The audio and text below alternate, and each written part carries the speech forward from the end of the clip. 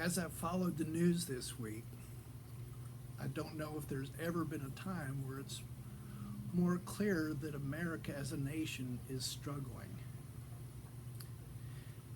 And it breaks my heart, and I'm sure it breaks God's heart to see us dividing ourselves by color or political position.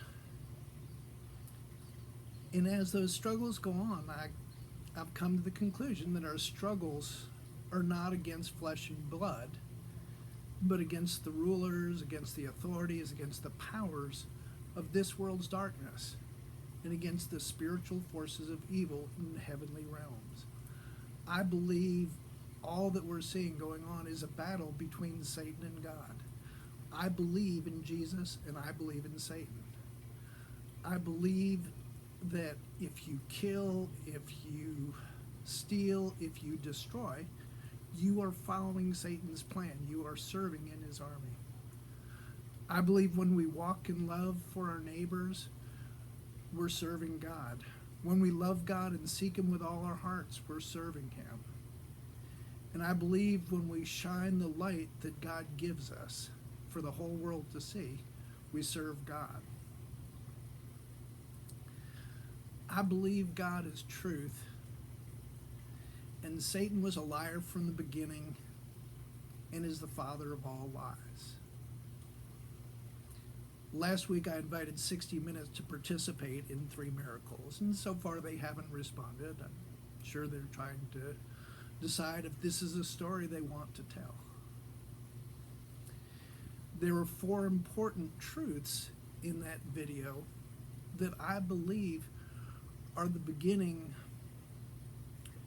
of God's miracles that are going to change the world. And those 4 truths are truths that you can verify yourself. If you'll watch the Scott Pelley interview with the Fed chairman on 60 Minutes from the beginning of May, and if you'll download the Federal Reserve Act and look through it, I believe you can confirm that these 4 facts are the truth. First is that the Federal Reserve creates money for free. It costs them nothing to create it. They lend it to the government, but we, the taxpayers, by law have to pay it back. The Fed pays no income tax because the Federal Reserve Act requires them to return their profits to the Treasury, to the American people. But in practice, they hide their income and they return a very small portion of their profits. I believe that is why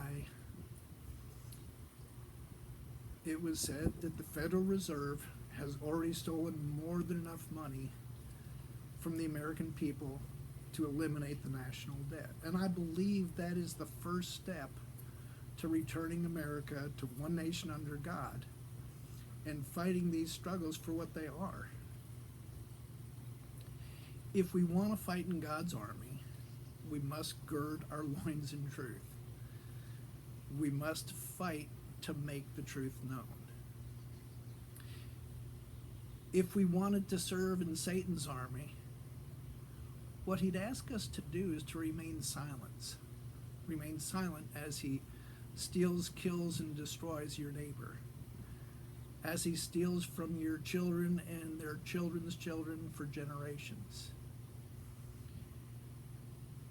You have to believe about yourself that you and your life is inconsequential. There's no reason to get involved. There's no hope for change. You are stuck with the world as it happens to you, and you have no influence on it. Martin Luther once said that there will be opposition whenever the truth is proclaimed clearly. And that is what I'm trying to do each week, is to clearly proclaim that God wants to get involved with America's struggles. He has 3 miracles that he is going to perform that is going to change our nation and bring us back to him. And I'll end with Martin Luther King's quote from last week, and that is, it is not the words of our enemy that we will recall, but the silence of our friends.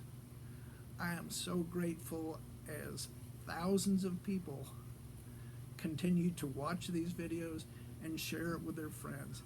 Thank you so much for your comments and your encouragement. You keep me going when I have my own doubts. I hope you'll continue to spread this and tell other people. This is a battle that is the Lord's, and it will be won. And we can invite people to participate in the miracles that are going to change this world.